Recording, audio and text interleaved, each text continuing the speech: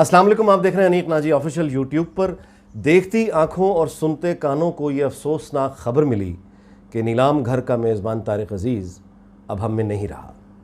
انا للہ و انا الیہ راجعون۔ طارق عزیز صاحب کا شو نیلام گھر 1974 میں شروع ہوا۔ اب آپ اندازہ لگا لیجئے کہ وہ تمام نسلیں جو 70s اور 80s میں پیدا ہوئے، مثلاً آئی واز بورن ان 1973، تو اب وہ 70s میں جو لوگ میرے ساتھ اس دنیا میں آئے، اس کے بعد پھر وہ 80s میں جب یعنی وہ اب جو سمجھیں تھوڑا سمجھنا شروع ہوتے ہیں آپ، اس وقت ہم نے طارق عزیز کو یعنی پاکستان ٹیلی ویژن کی اسکرین پہ دیکھا، اور بہت یعنی طارق عزیز صاحب وہ آدمی تھے جو اپنے کام سے انتہائی مخلص تھے اور دیوانوں کی طرح کام کرتے تھے۔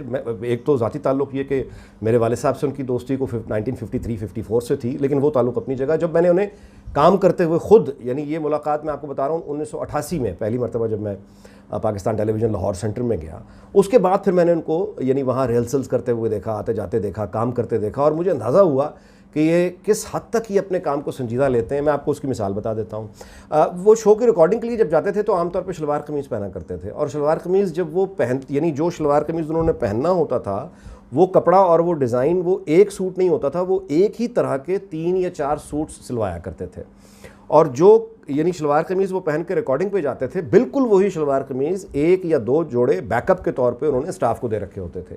وجہ اس کی یہ تھی، وہ یہ کہتے تھے کہ اگر مطلب آڈینس کے ساتھ شو ہو رہا ہے، اگر وہاں پہ کوئی آدمی میرے ساتھ شرارت کر دے، سیاہی پھینک دے، یا میں چائے پی رہا ہوں، چائے میری قمیض پہ یہاں گر جائے کسی بریک میں شو کی ریکارڈنگ کے دوران، یا کوئی اور یعنی کپڑا کہیں کسی الماری سے سیٹ کسی جگہ سے ہو جائے اور خراب ہو جائے، تو وہ جو شو پہ ریسورسز لگے ہوئے ہیں پاکستان ٹیلی ویژن کے، پیسہ لگا ہوا ہے، سپانسرز ہیں، آڈینس اتنی آ کے بیٹھی ہوئی ہے، تو وہ شو جو ہے وہ اس وجہ سے اس کی ریکارڈنگ نہ رہ جائے کہ طارق عزیز کے جو کپڑے جو اس نے پہنے ہوئے تھے اس پہ چائے گر گئی اور سارے پیسے ضائع ہو گئے۔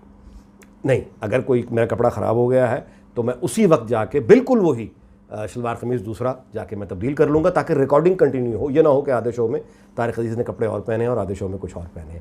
یعنی یہاں تک ایک دفعہ مجھے کہنے لگے کہ مجھے اس بات کا بہت دکھ ہے، یہ زاہد عزیر ہوا کرتے تھے پروگرام مینیجر جو ان کے شو بھی پروڈیوس کرتے تھے، اللہ مغفرت کرے، وہ فوت ہو چکے ہیں۔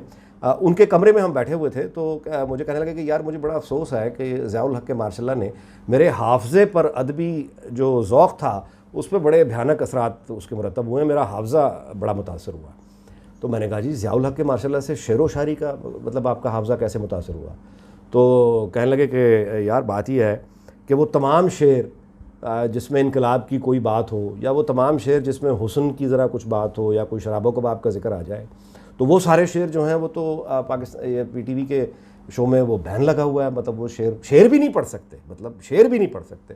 تو نتیجہ اس کا یہ نکلا کہ چونکہ میں نے سال ہر سال وہ شوز کیے اور سینسر شدہ شوز کیے، تو میرا مطالعہ بھی یعنی متاثر ہو گیا، کیونکہ میں وہ اشعار پڑھنے ان کو میں نے چھوڑ دیا جن کو میں شو میں پڑھ نہیں سکتا تھا۔ میں نے وہ افسانے، میں نے وہ کتابیں پڑھنا چھوڑ دیں جن کو میں یعنی اپنے شو میں استعمال ہی نہیں کر سکتا۔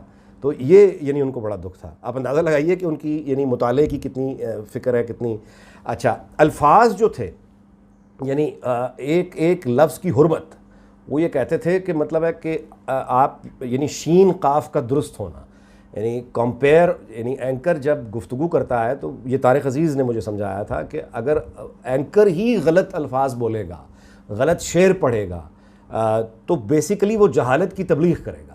یعنی سننے والا جو معصوم ہے وہ ایک کمپیئر کو، ایک اینکر کو ایک اتھارٹی جانتے ہوئے وہ آٹومیٹکلی یہ پک کرے گا کہ یہ اگر شعر اس نے یوں پڑھا ہے تو پھر یہ یہی شعر ہے، یا اس شعر کا جو خالق ہے شاعر اگر کمپیئر ہی غلط نام بتا رہا ہے تو وہ جہالت کی تبلیغ کرے گا۔ مطلب یہ اندازہ لگائیے۔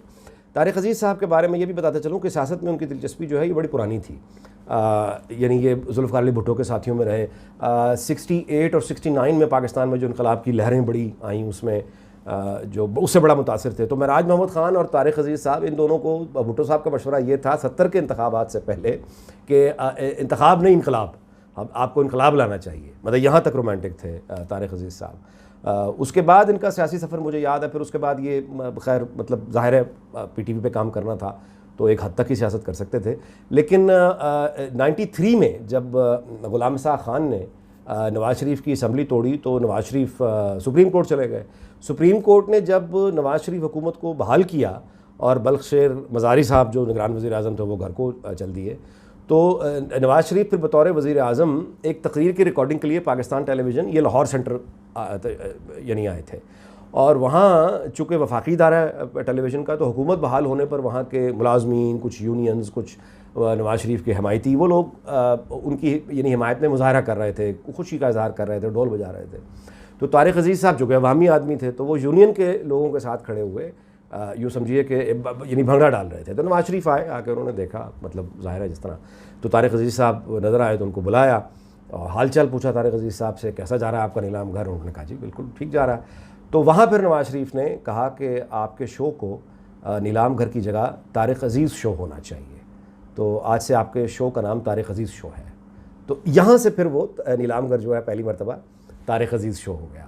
اس کے بعد خیر نواز شریف تو چلے گئے، بے نظیر آ گئیں، لیکن یہ کہ ان کا چلتا رہا.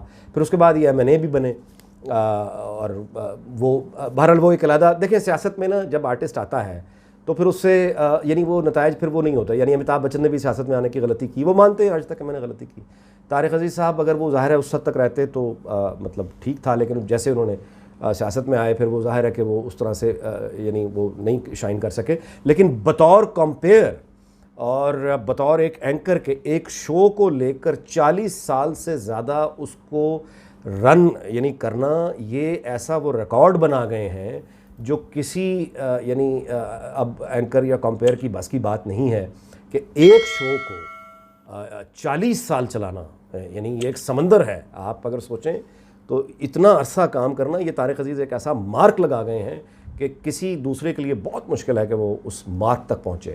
یہ بعد میں ہمیں پتہ چلا کہ طارق عزیز نے جب کام شروع کیا اس سے پہلے ضیاء محی الدین صاحب ہو کے جا چکے تھے، اور ضیاء محی الدین صاحب جو تھے وہ بنیادی طور پر یعنی اس معراج پر چھوڑ کے گئے تھے کمپیئرنگ کے، یہ جو سکل ہوتی ہے کہ بہت مشکل تھا اسے کیچ اپ کرنا. طارق عزیز صاحب نے وہ کیا، یعنی ضیاء محی الدین صاحب کے جہاں چھوڑے ہوئے سٹینڈرڈز ان کو پھر ان کی جگہ آ کے کھڑے ہونا اور شو کرنا، یہ اپنی جگہ ایک بہت بڑی کامیابی تھی. طارق عزیز صاحب میری جنریشن کے حوالے سے جس طرح جنریشنز کے ہیرو ہوتے ہیں، اس طرح طارق عزیز صاحب آپ یوں کہیں جنریشنز کے ایک کمپیئر تھے. مطلب یہ کہ ان کو دیکھ کے لوگ سیکھا کرتے تھے. میں نے خود ان سے بہت سیکھنے کی کوشش کی.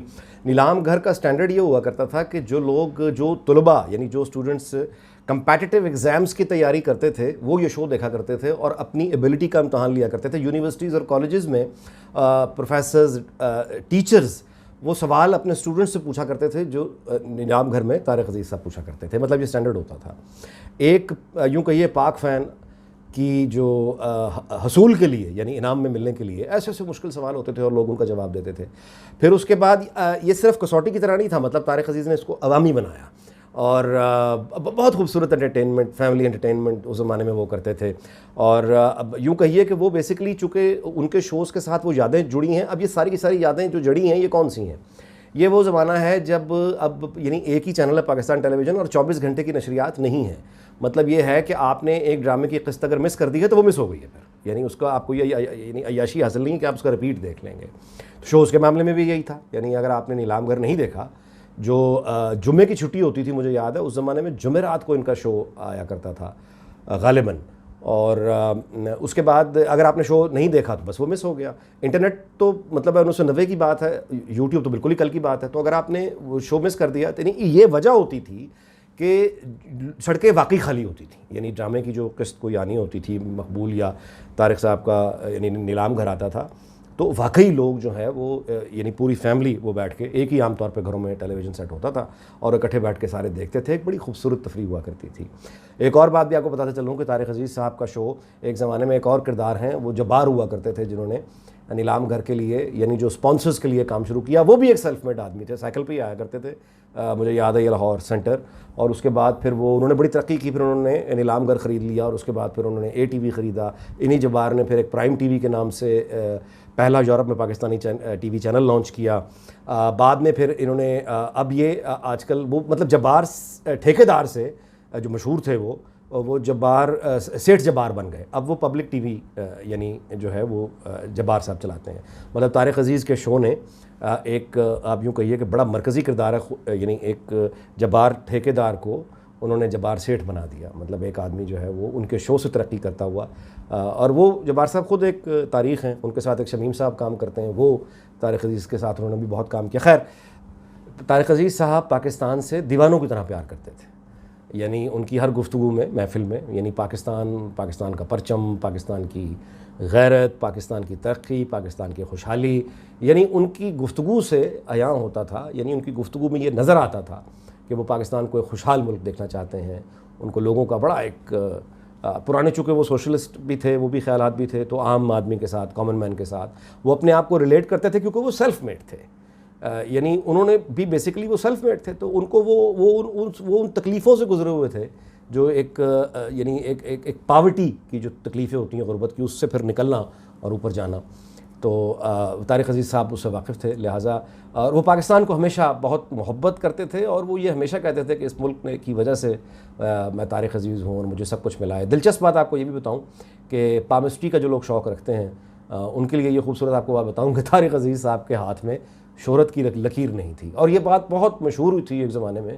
اور وہ جو کیس بلٹ اپ ہوتا تھا عام طور پہ پامسٹری میں دلچسپی لینے والوں کے خلاف, وہ ہمیشہ اپنے مقدمے میں یہ دلیل پیش کرتے تھے کہ طارق عزیز کے ہاتھ میں شہرت کی لکیر نہیں ہے, اس کے باوجود آپ دیکھ لیں. تو اس کا مطلب وہ یہ دلیل دیتے تھے کہ یہ علم جو ہے اس پہ کوئی زیادہ یعنی پامسٹری پہ کوئی زیادہ یقین نہیں کرنا چاہیے. تو طارق عزیز ایک حوالہ ہیں, طارق عزیز ایک معتبر نام ہے, طارق عزیز ایک اپنی ذات میں جیسے کہتے ہیں کہ انجمن ہے.